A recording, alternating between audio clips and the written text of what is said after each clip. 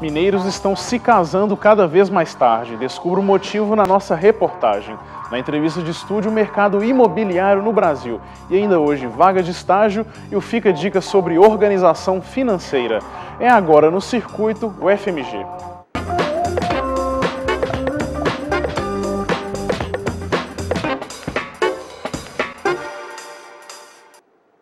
Boa noite. Apesar do grande número de imóveis disponíveis, os preços dos apartamentos continuam elevados. O que se fala sobre o assunto é que o país vive um suposto boom imobiliário e que a qualquer momento a bolha vai estourar. Quem vai nos ajudar a entender essa história é o professor titular de Finanças da UFMG, Alfredo Melo. Professor, primeiramente, boa noite e obrigado pela presença aqui no Circuito UFMG. Professor, para a gente começar, fala um pouco do panorama dos últimos anos do comportamento do setor imobiliário aqui no Brasil. Eu acho que a maneira mais adequada de a gente falar do setor imobiliário no Brasil é fazer um olhar histórico, você ter um olhar histórico.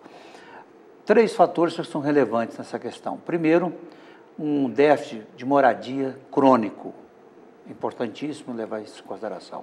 Segundo, esse déficit de moradia, você se associa a isso uma falta de condições de infraestrutura e saneamento básico para que você pudesse locar prédios e casas de maneira adequada e decente na área urbana.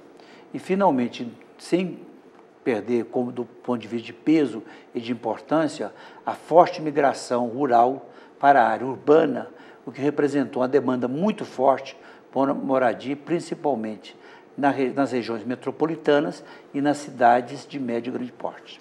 Professor, comenta um pouco da situação atual da questão do setor imobiliário. A gente vê construções de edifícios pela cidade. Fala um pouco como é que está a situação atual.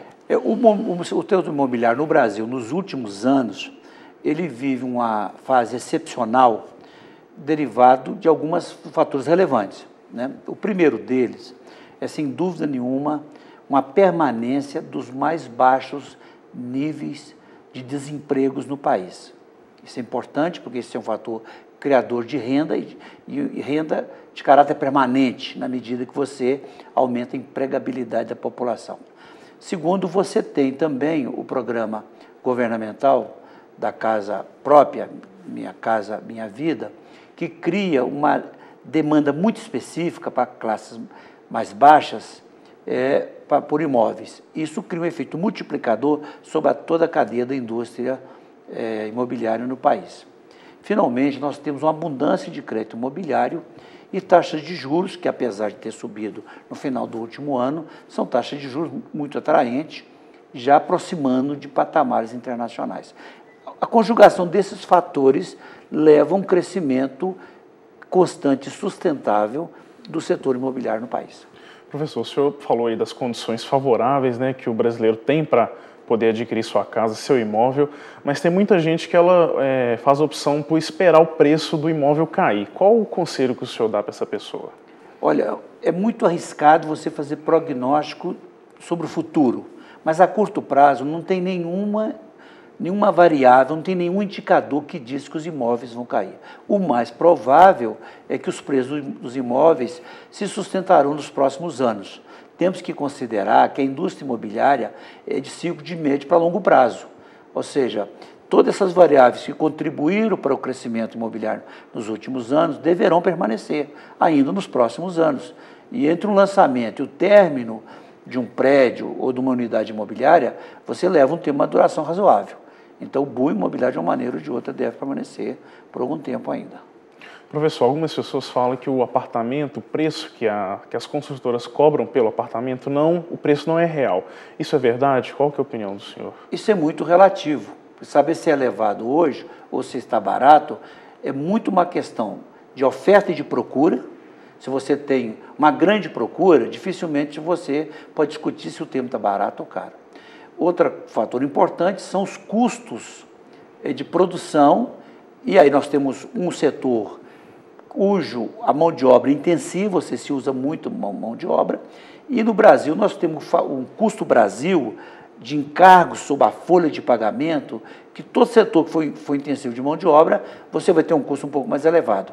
Mas isso também é meia verdade, porque as margens ainda no setor imobiliário brasileiro, as margens de lucratividade são bastante elevadas, não é? Então não dá para dizer se está caro ou se está barato, é uma questão conjuntural.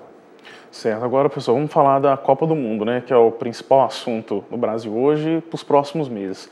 Qual que é a relação que o senhor vê entre esse evento, né, que vai mobilizar a economia, com o setor imobiliário? A Copa do Mundo, primeiro, é provoca um otimismo geral na população, e se o Brasil ganhar, esse otimismo permanece por mais algum tempo. A pergunta é, esse otimismo, o evento em si provoca um efeito sobre o setor imobiliário? Poderá provocar nas sedes onde haverá os jogos da Copa, porque você teve obra de infraestrutura e de melhoria da mobilidade urbana, onde você criou condições estruturais para alocar novas unidades habitacionais. Mas nós estamos vendo que mesmo em locais onde não haverá Copa, que o setor imobiliário está aquecido. Então, medir o efeito da Copa, em particular, sobre o setor imobiliário, é muito arriscado. É preferível você fazer uma análise da conjuntura como um todo, e não particularmente sobre a Copa. Só uma questão mesmo, é mais de motivação coletiva que poderá produzir se o Brasil for campeão ou não, ou ficar bem colocado. Mas os imóveis, eles não estão mais caros por causa da Copa do Mundo, não? Não, eles estão mais caros, como eu disse, por uma elevação de renda, particularmente nas camadas mais baixas da população, pela empregabilidade e também pelo programa Minha Casa e Minha Vida, que criou uma demanda no extrato mais inferior, e isso tem um efeito multiplicador sobre os demais setores. O ano passado tivemos também uma novidade, que foi a elevação do teto máximo para ser financiado pelo Sistema Financeiro de Habitação de 750 mil, que de uma maneira ou de outra melhorou a demanda no extrato mais alto dos imóveis mais caros nessa estrutura de preços e de qualidade de imóveis. Professor, a gente está vendo um grande número de obras aí pela cidade. Como é que essas obras afetam a economia? Muito positivamente. Todo o setor imobiliário ele é intensivo em mão de obra. E é uma mão de obra nem sempre muito qualificada. E com isso provoca um efeito multiplicador na economia, porque você tem uma grande demanda por mão de obra, então você contrata mais pessoas, essas pessoas vão aumentar a renda para consumo agregada no país, e essa renda agregada provoca um efeito multiplicador sobre todos os setores da economia. Então, o setor imobiliário, pelo fato de ser intensivo em mão de obra, é muito positivo o seu crescimento em todos os setores da economia. Professor, para a gente finalizar a entrevista, alguns especialistas afirmam que a bolha vai estourar e que os preços dos imóveis vão cair. O senhor concorda com essa opinião? É um ponto polêmico. É difícil você fazer prognóstico, mas os indicadores estruturantes, que os fundamentais, que nós chamamos de fundamentos, nível geral de emprego, juros baixos, oferta de crédito, programa Minha Casa Minha Vida, o fato de termos um ano eleitoral em 2014, não há nenhum sinal, na minha opinião em particular, que no curto prazo teremos um estouro da bolha. Até porque a discussão é se, no caso brasileiro, estamos falando de uma bolha. Eu, particularmente, acho que não é uma bolha. Eu acho que é o resultado de um conjunto de fatores que, nos últimos 2, 3 anos, e vem puxando para um crescimento sustentável que, a médio prazo, a gente se verifica no setor imobiliário. Então, acho muito precipitado falar de bolha nesse momento. Ok, professor, muito obrigado pela entrevista e pelos esclarecimentos aqui no Circuito UFMG. Uma boa noite. Eu que agradeço a oportunidade de falar para o público da TV UFMG e estou sempre à disposição para novos esclarecimentos. Obrigado, professor. Talvez seja pelos preços altos dos imóveis, mas o fato é que os mineiros estão se casando cada vez mais tarde. Os dados são de uma pesquisa do IBGE. Os motivos você descobre na reportagem a seguir. Cláudia se casou aos 16 anos. Decisão que, segundo ela, trouxe pontos positivos, mas que afetou diretamente a formação acadêmica e carreira de trabalho. Foi uma experiência que serviu para mim, para minhas decisões no meu futuro. No começo, quando a gente decidiu casar, tudo foi um conflito muito grande na família, todo mundo queria dar opinião, e a gente não sabia muito bem que aquilo que a gente estava decidindo se era aquilo mesmo. Aí acabamos mostrando para todo mundo que a gente se amava. Posteriormente, eu só consegui fazer faculdade 10 anos depois. Quer dizer, foi muito tempo, né? Quer dizer, meu filho já estava com 10 anos de idade que eu ingressei na faculdade. Então, você tem que adiar um pouco aquilo que é para você, né? Abrir mão de muita coisa, mas vale a pena. De acordo com pesquisa divulgada pelo IBGE no último mês, é cada vez maior o número de pessoas que se casam mais tarde. A média de idade das mulheres mineiras que sobem ao altar passou de 22 anos em 2002 para 25 em 2012, já a dos homens de 26 para 28 anos. Segundo este demógrafo, várias são as razões para o aumento. Então, essa união consensual cresceu muito, o próprio IBGE mostrou isso entre o censo de 2000 e o censo de 2010.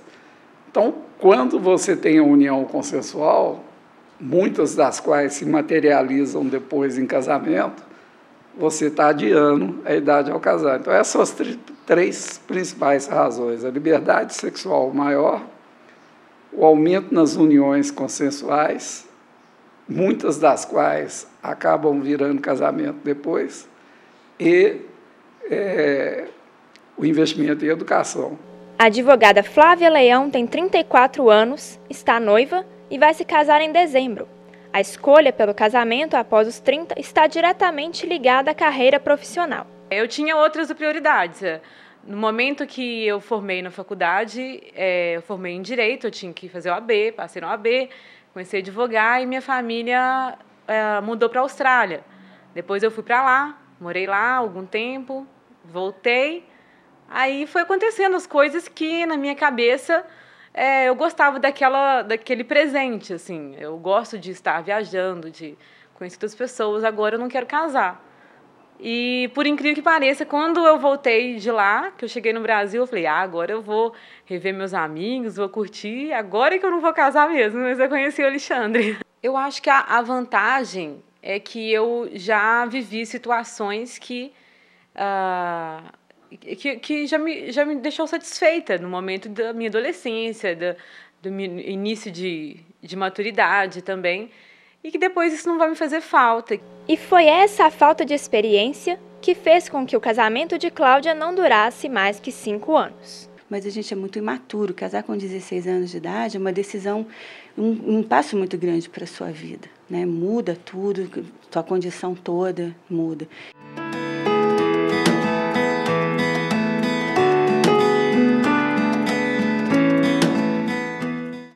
Fica a dica, nessa semana, recomendações para organizar a vida financeira. Hoje a dica é sobre como lidar com as mudanças.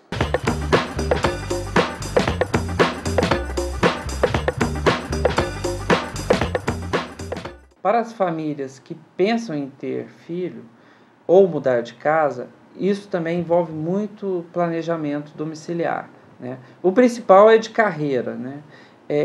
Várias pesquisas apontam que para a mulher estar afastada do trabalho para se ter filhos é um item dificultador de encontrar um novo emprego.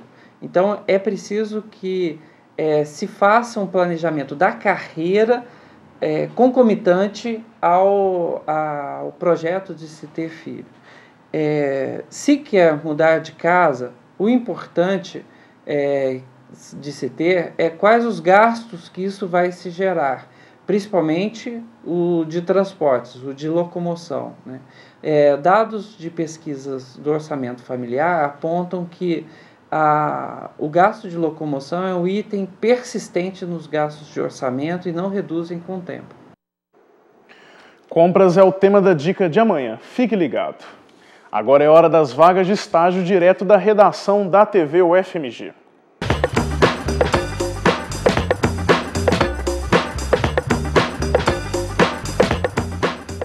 Boa noite. A primeira oportunidade dessa quarta-feira é para estudantes de Ciências Biológicas.